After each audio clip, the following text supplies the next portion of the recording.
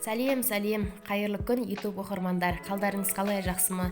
Бүгінгі жаңа жыл мерекесімен баршаңызды құттықтаймын. Отбасыларыңызға амандық, дендеріңізге саулық тілеймін. Ең бірінші байлық денсаулық қой. Еліміз тыныш болсын, жұртымыз аман болсын, бейбітшілік заман болсын. Барлығымыз әр мерекеде осылай бір-бірімізді құттықтап, күшті көңіл күймен қарсы алып отырайық. Жаңадан қосылған YouTube оқырмандар, сіздерге қош келіпсіздер. Әрдайым мені қолдап, лайк басып, тіркеліп, және де мен салған әр видеоларыма комментарий жазып отырып, өз пікірлеріңізді білдіріп отырсаңыздар деп отырмын. Бүгін мен өз парақшамда холодестің жасалу жолымен бөлісейін деп отырмын. Білмеймін, сіздер қалай жасайтындарыңызды және комментарийге өздеріңіздің ойларыңызды жазсаңыздар болады. Мен өзімнің жасалу жолымен осында бөлісіп отыратын боламын.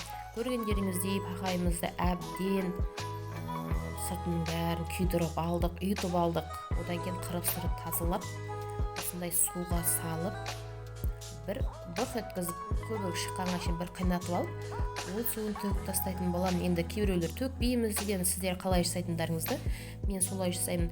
Енді бір дәмі кетіп қалатындай көп емес, осылай бір көбік шығады, көбігін төгіп, суын төгіп тастаймын да, сөйтіп қайтадан жаңа су құятын боламын. Жылы суымызды, қатты ыстық емес, жылы суымызды құйып аламыз. Одан кейін дәміне қарай керекті пиязымызды, сарымсағымызды, қара бұрышымызды, сәбіз салатын боламыз, лавр жапырақтарын салатын боламыз. Осылай әдемі болып мая шығып, күшті болып қайнап жатыр, жайып отта. Білесіздер, холодец жасау үшін сирақта осылай ұзақ қайнату керектің, көп уақыт алады. Мінекей сирақтарымыздың бәрі қайнап, бұлғырап, езіліп, әдемі болып түсіп тұр. Енді мен бұның барлығын қолмен турап шықтым. Енді сіздер ет тартқышпен тартсаңыз да болады, бірақ менде доқпен тартылатын ет тартқыш болған екен, ыстықтай оған салғым келмеді. Оның үстінде арасында байқамай сүйектері кетіп қалса бұзып алармын деп, ерінбей бәрін қолмен турап шықтым. Сіздер қалай жасайсыздар? Сіздер де осылай жасайсыздар ма? Қарап отырмай етіміз турап біткенге дейін әңгіме айта тұрайық. Бүгін жаңа жыл мерекесін сіздер қалай тойлайсыздар? Кейбіреулер болады, енді бір шырша безендіріп, одан кейін үлкен дастархан жайып. Біз өзіміз ондай шырша безендірмейміз, салют атпаймыз.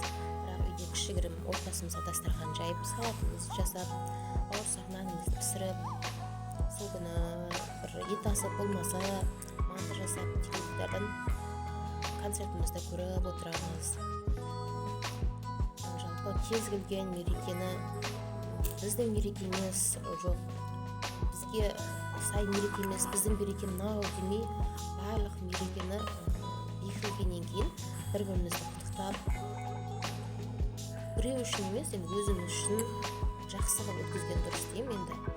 Енді бір күнге ұқсамай мереке күнде белгіленсе, соны ерекше атап өткен дұрыс деп ойлаймын. Кез келген мейрамды, тек қана жаңа жыл емес. Енді мен мына жерде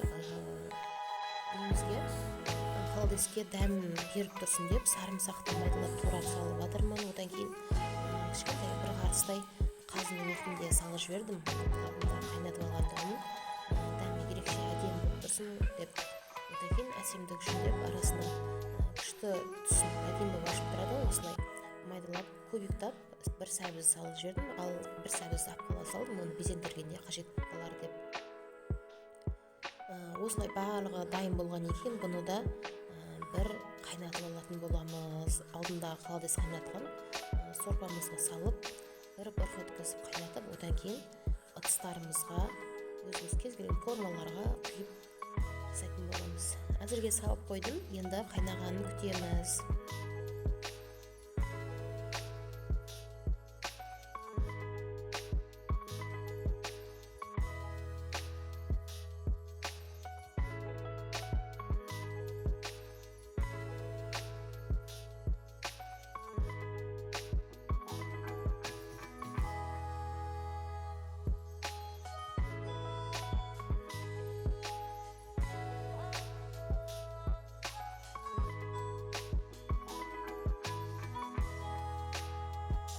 Мінекей көріп отырғандарыңыздай біздің холодесіміз бұрқырап, қатты күшті бір қайнап шықты.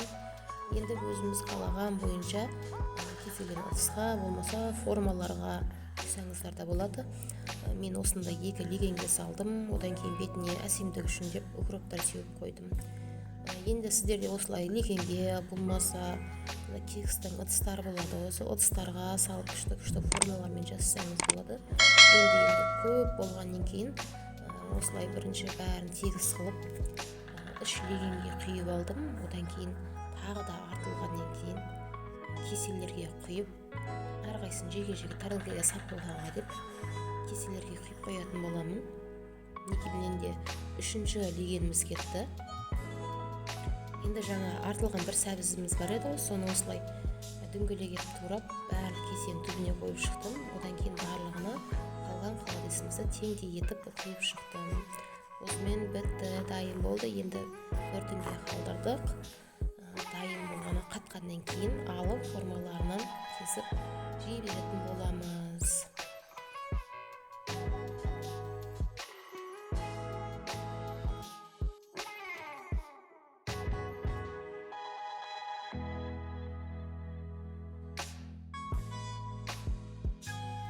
Мінекей біздің холодестеріміз дайын болды. Енді осылай әрқайсысын жеке бір тарелкаға аударып шығатын боламыз. Байқадыңыздар ма, жаңа бірінші салған сәбізіміз түбіне былай төңкергеннен кейін тарелкамен бір-бірімен күшті үйлесіп кетті. Әдемі ашып тұр, дастарханда да жарқырап күшті болып тұрады. Енді кейбіреулер осылай түбіне жұмыртқа салады, одан кейін горох та салады, жасыл горохты. Енді біз оны қаламадық, осылай сәбізді және укропты араластырдық. Мінекей біздің холодес дайын болды. Енді жей берсек болады, дастарханға қоя берсек болады. Сіздерге ұнап жатса, мені лайк басып, қолдау көрсетіп, тіркеліп кетуді ұмытпаңыздар. Баршаңызға рахмет. Ас болсын.